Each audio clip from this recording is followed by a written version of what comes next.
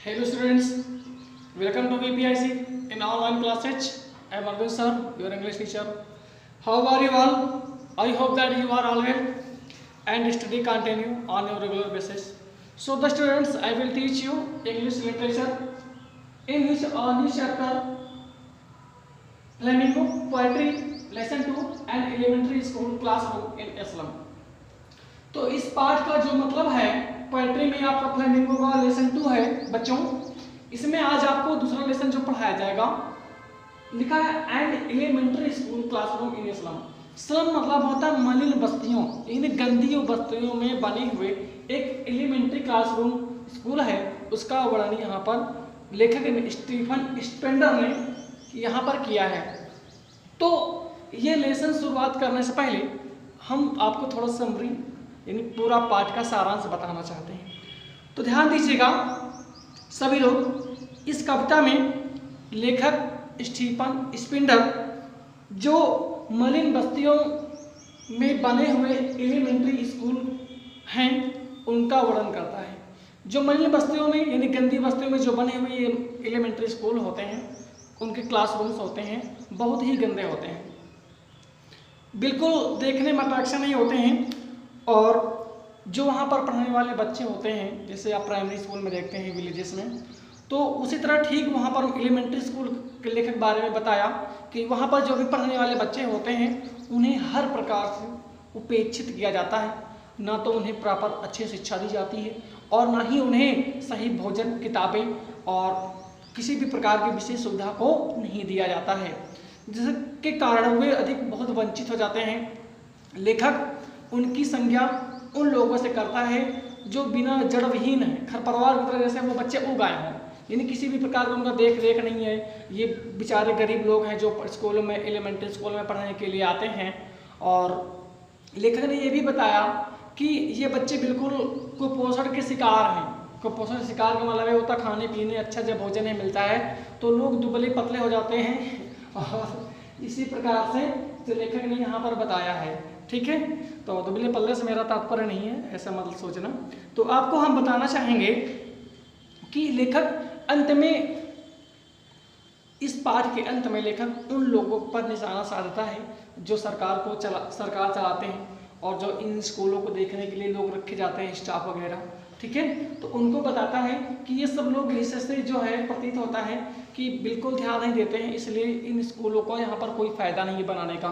जब लोगों को अच्छी शिक्षा ना मिले, उनको सुविधाएं ना मिले, तो सरकार को ऐसे स्कूलों को चलाना नहीं चाहिए जिससे लोगों का भविष्य बनने के वजह से बिगड़ता ही रहे। तो शुरुआत करते हैं अपने एक टॉपिक की जो कि आप यहाँ पर पढ़ेंगे कि जैसा कि आपके स्क्रीन पर व्हाइट स्क्रीन पर मेंशन किया गया है। तो देखिए बच्चों ध्यान से, लिखा है फार फ्रॉम गस्टी वेव्स।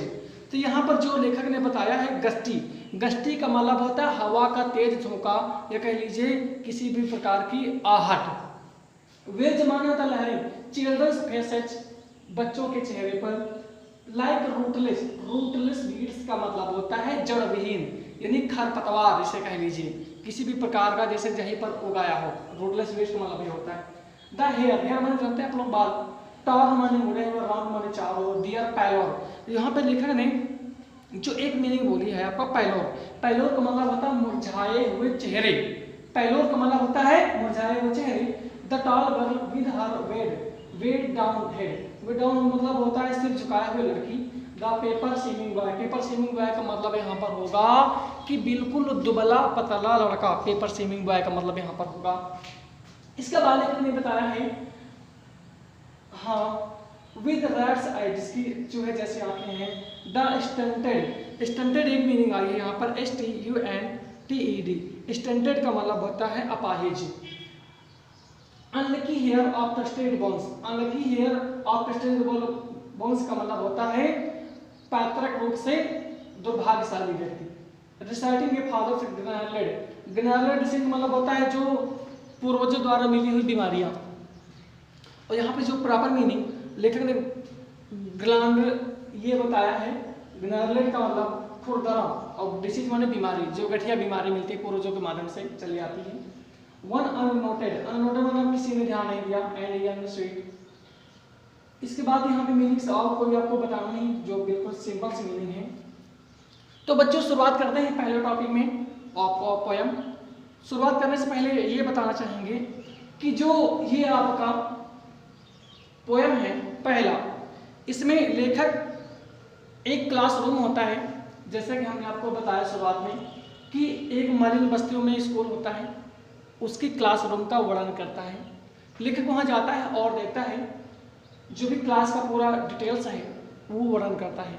तो पहली जो पंक्तियाँ हैं टेक्स्ट में, जो टेक्स्ट हमारा नंबर 1 है, जिसे हम लोग टेक्स्ट नंबर 1 बोल सकते हैं। टेक्स्ट 1 में आपको पहला जो लेखक ने बताया है उसके बारे में हम वर्णन करेंगे। लिखा है फार from gusty waves these children passage. यानी कहने का मतलब यह है इन बच्चों के चेहरे दूर से ही देखने पर मुरझाए हुए प्रतीत होते हैं। गस्टी मतलब हवा का झोंका, वेव्स माने लहर, लेकिन यहाँ पर पोएट्री में आप लोग जानते हैं कि होता कुछ है और मीनिंग का अर्थ जो पोएट्री में दूसरा ही होता है। तो यहाँ पे हम आपको समझाने का प्रयास करते हैं। तो far from gusty waves these children faces, इन बच्चों के चेहरे दूर से ही देखने पर मुरझाए हुए प्रतीत होते हैं। इसके बाद like rootless weeds the hair turn around their pallor, इन बच्चों के चेहरे ऐसे प्रतीत होते हैं जैसे ये जड़विहीन खरपतवार की तरह उगे हों। उगे मतलब यहाँ पे बैठे हुए हैं, ऐसे बच्चे प्रतीत होते हैं ये जैसे ये जड़विहीन खरपतवार की तरह हैं। The hair turn around their pallor, इनके जो बाल हैं वो मुड़े हुए हैं। और दियर पैलोर, पैलोर का मतलब हमने आपको पहले बताया कि मुरझाए हुए चेहरे, और इनके बाल मुड़े हुए हैं और ये मुरझाए हुए चेहरे के साथ बैठे हुए हैं। आगे लिखा है द टाल गर्ल, तो क्लास का वर्णन हो रहा है यहाँ पे। हमने शुरुआत में बताया कि क्लास का वर्णन कैसा है, तो पहले आपने देखा कि बच्चों के चेहरे के बारे में बताया गया। अब उसके बाद बताया गया the tall girl with her weighed down head, एक वहां पर लंबी सी लड़की हुई बैठी है जो अपना सिर झुकाए हुए बैठी है। अब पता नहीं किस कारण सिर झुकाए बैठी, कोई भी रीजन हो सकता है, पॉवर्टी, गरीबी हो सकती है, या किसी सिर नींद आ रही है, ये भी हो सकता है रीजन, लेकिन यहाँ पर रीजन क्लियर नहीं है। तो लिखा है the tall girl with her weighed down head, एक लंबी सी लड़की उस क्लास में सिर झुकाए हुए बैठी है। द पेपर सीमिंग बॉय, इसके अलावा एक तो हो गए टाल गर्ल और बच्चे हो गए, अब वहां पर तीसरा कौन बच्चा बैठा हुआ है? द पेपर सीमिंग बॉय, एक वहां पर लड़का है जो बिल्कुल अखबार की तरह बिल्कुल दुबला पतला है। एक लड़का वहां पर भी है जो बिल्कुल एक अखबार की तरह दुबला पतला है। विद रेड आइज, उसकी आंखें बिल्कुल चूहे जैसी। चूहे जैसी का मतलब ये होता है कि किसी चीज को खोजना, यानी वो लड़का वहां पर जो बैठा हुआ है वो भी किसी चीज को खोज रहा है। मानो वो भोजन खोज रहा है, जैसे कि कुपोषण का शिकार है बच्चा, बिल्कुल दुबला पतला है तो कुपोषण का शिकार है, तो वो क्या खोज रहा है वहां पर? चूहे जैसे आंखों का मतलब होगा किसी चीज को खोजना, जैसे भोजन पर्याप्त खाने की चीज को। तो एक वहां पर पेपर सीमिंग जैसे पतला जैसा लड़का बैठा है जो अपने भोजन को खोज रहा है। The stunted unlucky hair of twisted bones reciting a father's granular disease, जो कि उसको ऐसा प्रतीत होता है, उस लड़के को देखने पर ऐसा प्रतीत होता है कि वह एक दुर्भाग्यशाली व्यक्ति है जो अपने पूर्वजों को अधिकारी है, जिससे मुफ्त में बीमारी यानी कुपोषण की बीमारी मुफ्त में मिली हुई है। ये रहा यहाँ पर आपका his lesson from his desk, उसके पाठ से वहां पर उसकी डेस्क मेज है। At the back of the class, और जो क्लास का दृश्य है बिल्कुल धुंधला सा है। पिछले क्लास का जो दृश्य है बिल्कुल धुंधला है, यानी किसी भी प्रकार की वहां क्लास में रोशनी नहीं है, लाइट्स वगैरह। आगे लिखा है one unnoted sweet and young, उस जो पिछले क्लास है, जो क्लास है उसके पिछले भाग में एक प्यारा सा और छोटा सा बच्चा बैठा हुआ है जिस पर किसी ने ध्यान नहीं दिया है। अननोटेड मतलब होता है ध्यान न देना, जिस पर किसी ने भी ध्यान नहीं दिया है। His eyes lives in dream, उसकी आंखों में भी उसके कुछ अपने सपने हैं। Of squares game in the room other than this, उस क्लास के बाहर कुछ गिलहरियों के खेल हैं, पेड़ हैं और कुछ दूसरी वस्तुएं भी वहाँ पर मौजूद हैं। तो लेखक जो है पहले इस टेक्स्ट में आपके क्लास की दृश्य वर्णन करता है, क्लास का दृश्य कैसा है। तो लेखक ने जैसे ही क्लास में जाता है बाहर से देखता है कि इन यानी क्लास में बैठे हुए इन बच्चों के चेहरे दूर से ही मुरझाए हुए प्रतीत होते हैं, जो कि एक जड़विहीन खरपतवार की तरह मालूम होते हैं। इन बच्चों के बाल मुड़े हुए हैं, इन बच्चों के बाल मुड़े हुए हैं और इन बच्चों के चेहरे मुरझाए हुए हैं।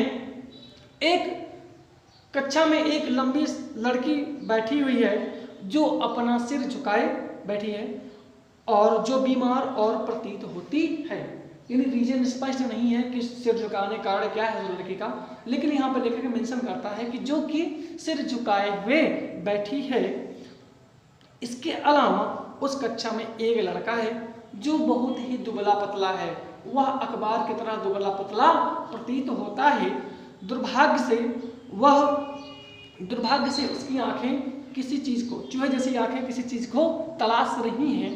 इसके बाद लेखक ने बताया अनलकी हियर से कि दुर्भाग्य से वह एक ऐसा अपाहिज लड़का है जो कि उसको पूर्वजों द्वारा उसे एक गठिया नामक बीमारी मुफ्त में मिली हुई है, यानी अपने पूर्वजों के द्वारा उसे वह बीमारी मिली हुई है।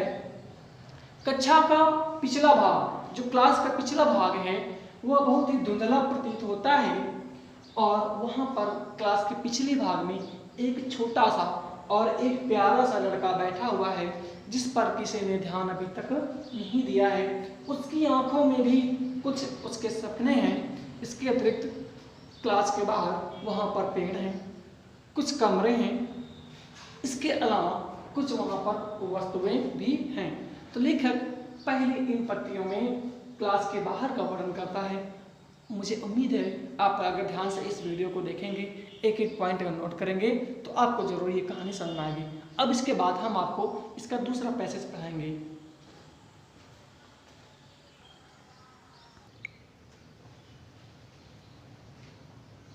तो स्टूडेंट्स, अब उसी पोएट्री का आपको टेस्ट 2 आज पढ़ाया जाएगा।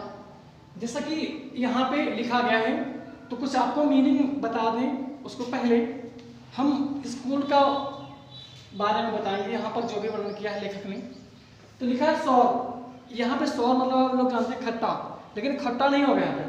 सौर क्रीम वॉल्स का मतलब होता है कि क्रीम कलर की रंगी हुई दीवारें जो गंदी प्रतीत होती हैं। शेक्सपियर आप जानते हो कि एक लेखक हैं और उनका सिर का वर्णन यहाँ बनाया गया।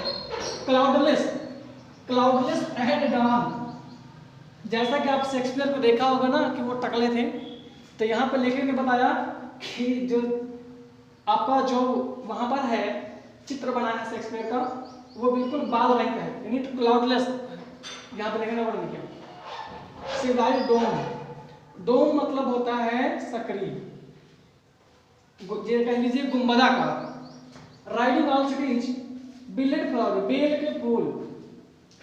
टाइरोज वैली, टाइरोज की घाटियां। ओपन हैंड मैप, मैप मैंने जानता हूँ मानचित्र होता है, मैप मैंने मानचित्र होता है। Awarding the word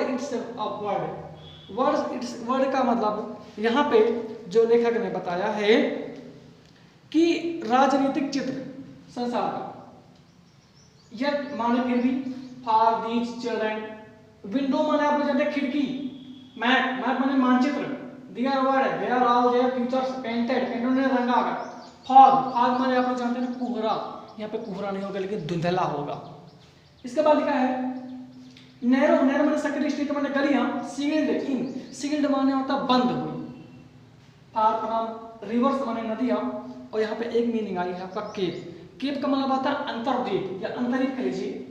and stars of words, शब्दों का खजाना या समूह। तो लेखक यहाँ पर इस स्टैंजा में लेखक जो है क्लास रूम का वर्णन करता है। जैसा कि आप लोग जानते हो कि स्कूल की जो दीवारें होती हैं उसमें विभिन्न प्रकार के चित्र बनाए जाते हैं और चित्रों के माध्यम से संदेश दिया जाता है कि आपको कैसा पढ़ना है, कैसे क्या बनना है। तो होता क्या है कि जो यहाँ पे लेखक ने बताया कि जो भी बनी हुई है दीवारों पर पेंटेड, उसमें एक शेक्सपियर का चित्र बना हुआ है, इसके अलावा एक मैप बना है। मैप अपने जानते हैं, मानचित्र, इसे नक्शा बोलते हैं, संसार का मानचित्र होता है, वो वहाँ पर है। लेकिन इसके अलावा टाइरोस की घाटियाँ होती हैं, ऑस्ट्रिया में है, टाइरोस की घाटियाँ होती हैं, बेल के फूल होते हैं, एक खुला मानचित्र होता है जिस पर बच्चों को समझाया जाता है कि आपको ऐसा बनाना है। लेकिन अब बच्चे, ये यहाँ पर एक प्रश्न उठता है कि अगर बच्चे इन चीज़ों के बारे में जाने और समझें तो उसका सदुपयोग तो उन बच्चों के लिए है, लेकिन अगर ओपन हैंडेड मैप यानी मानचित्र है, शेक्सपियर घाटियाँ जो चित्र बनाए गए उनके बारे में उनका किसी के नॉलेज ही ना हो, ज्ञान ना हो, जानते ही ना हो, तो उन बच्चों के लिए इन चीज़ों का कोई महत्व नहीं है। तो यहाँ पे लेखक ने बताया जो मानचित्र बना हुआ है उसको जो बच्चे क्या करते हैं, खिड़की बना लेते हैं, खिड़की ढकने के लिए काम करते हैं। तो देखते हैं पढ़ाई में शुरुआत में आते हैं हम लोग, तो जैसा कि तो लेखक यहाँ पे बताता है कि जो स्कूल की दीवारें हैं जो दान से बनी हुई है, यानी दान सरकार के द्वारा जो दान दिया गया है स्कूल बनाने के लिए, उन दान से बनी हुई स्कूल की दीवारें सफ़ेद कलर यानी क्रीम कलर की हैं, लेकिन बहुत गंदी प्रतीत हो रही है।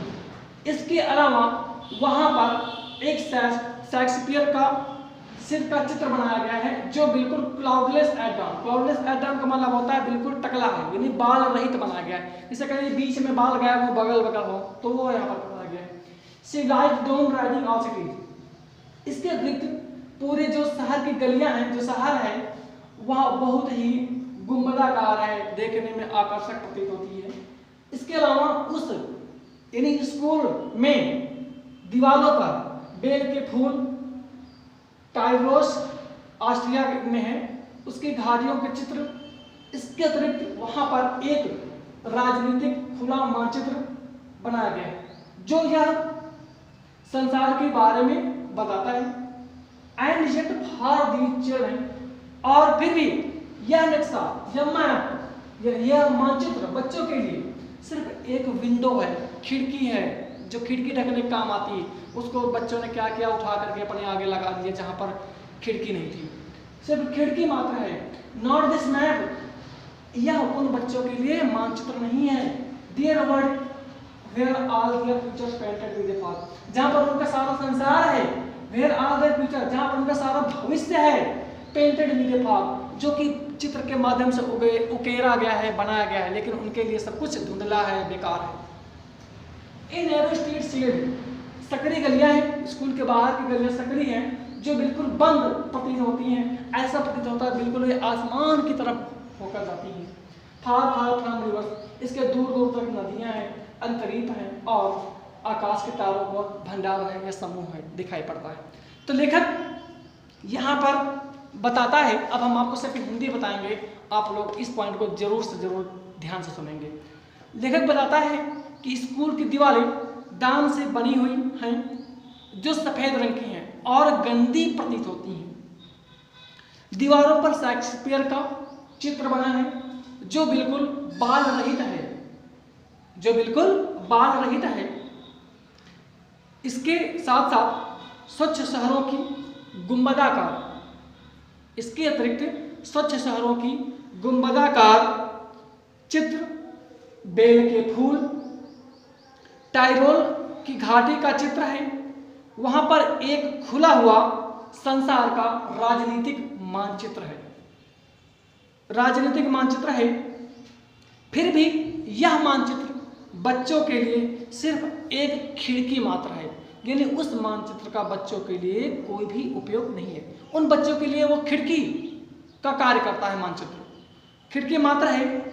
इन बच्चों के लिए वह मानचित्र नहीं है जहाँ पर इनका संसार और इनका संपूर्ण भविष्य का चित्र रंगा गया है, जो कि इनके लिए बिल्कुल डिम है, धुंधला है, या कह लीजिए फॉग है, बेकार है। स्कूल के पास से ही एक सकरी गली है जो कि अंदर से बंद हुई है, जो कि आसमान की तरह दूर दूर तक नदियों, अंतरीप और तारों की ओर आगे ले जाती है।